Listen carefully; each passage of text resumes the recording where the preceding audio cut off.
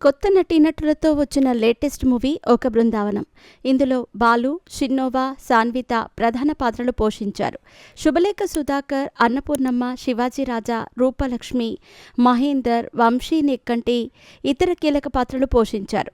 సత్య బొత్స దర్శకత్వంలో seed studios పతాకంపై కిషోర్ తాటికొండ, వెంకట్ రేగట్టే, ప్రహ్లాద్ బొమ్మినేని, మనోజ్ ఇందువూరు సంయుక్తంగా నిర్మిస్తున్నారు.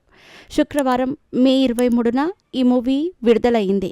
మరి సినిమా ఎలా ఉందో రివ్యూలో తెలుసుకుందాం. రాజా విక్రమ్కి ఇంట్లో అన్ని కష్టాలే. కెమెరామెన్గా ఒక ఈవెంట్ కంపెనీలో చేస్తూ ఉంటాడు. అమెరికా వెళ్ళి బాగా డబ్బు సంపాదించాలని కలలు కంటూ ఉంటాడు.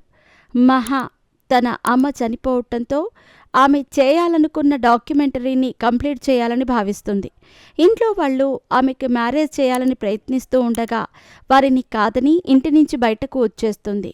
నైనిక ఒక అనాథాశ్రమంలో ఉంటుంది. ఆ పాపకి పేరెంట్స్ ఎవరో తెలియదు, కానీ జోసెఫ్ పేరుతో ఆమెకి క్రిస్మస్ గిఫ్ట్స్ వస్తూ ఉంటాయి. దీంతో ఎప్పటికైనా ఆ జోసెఫ్ని కలవాలని, తమ పేరెంట్స్ ఎవరో తెలుసుకోవాలని ఆ పాప భావిస్తూ ఉంటుంది. రాజా లవ్ ఫెయిల్యూర్ ఆ బాధలో ఉన్నప్పుడు తన కెమెరా స్టిల్స్ నుంచి తన డాక్యుమెంటరీకి కెమెరామెన్గా చేయాలని కోరుతుంది మహా. డబ్బుల కోసం రాజా ఓకే చెబుతాడు. వీరిద్దరూ కలిసి ప్రయాణించే క్రమంలో అనాథాశ్రమం నుంచి పారిపోతూ నైనిక వీరి కంటపడుతుంది. జోసెఫ్ వద్దకు ఆమెను తీసుకెళ్దామని రాజా, మహా చెప్పటంతో వారితో పాటు డాక్యుమెంటరీ చేసేందుకు ఒప్పుకుంటుంది నైనిక. దీంతో ఈ ముగ్గురు కలిసి తమ లక్ష్యాల కోసం జర్నీ చేస్తారు. మరి మహా డాక్యుమెంటరీ కంప్లీట్ చేసిందా? ఇంతకీ ఆమె దేని గురించి ఆ డాక్యుమెంటరీ చేసింది? రాజా ఫారిన్ వెళ్లాలనే కోరిక నెరవేరిందా? నైనిక జోసెఫ్ని కలిసిందా? వీరి ముగ్గురు ప్రయాణం ఏ తీరం చేరిందనేది మిగిలిన కథ. ఒక జర్నీ ప్రధానంగా అన్వేషణ ప్రధానంగా సాగే చిత్రాలు ఒక తరహా ఫీలింగ్ని కలిగిస్తూ ఉంటాయి. మనసుకి ఉల్లాసాన్ని ఇస్తాయి. మనల్ని మరో ప్రపంచంలోకి తీసుకెళ్తాయి. అందులో ఒక సోల్ ఉంటుంది. అంతర్లీనంగా ఒక ఎమోషన్ ఉంటుంది. నవ్విస్తాయి, హాయి ఫీలింగ్ని ఇస్తాయి, ఆలోచింపచేస్తాయి, భావోద్వేగానికి గురి చేస్తాయి, అంతిమంగా హృదయాన్ని టచ్ చేస్తూ ముగుస్తాయి. చాలాసేపు మనల్ని ఆ సన్నివేశాలు వెంటాడుతూ ఉంటాయి. ఆ కోవకు చెందిన సినిమాని ఒక బృందావనం. 3 పాత్ర జర్నీ, ఆ పాత్రల వెనుక కథ, అది రివీల్ అయిన తీరు ఆకట్టుకునేలా ఉంటాయి. ఇందులో రాజా, మహి, నైనిక పాత్రల జర్నీ అలాంటి ఎమోషన్స్తోనే సాగుతూ ఉంటుంది. ఒక్కొక్కరిది ఒక్కో కథ ఆద్యంతం ఆసక్తికరంగా సాగుతుంది.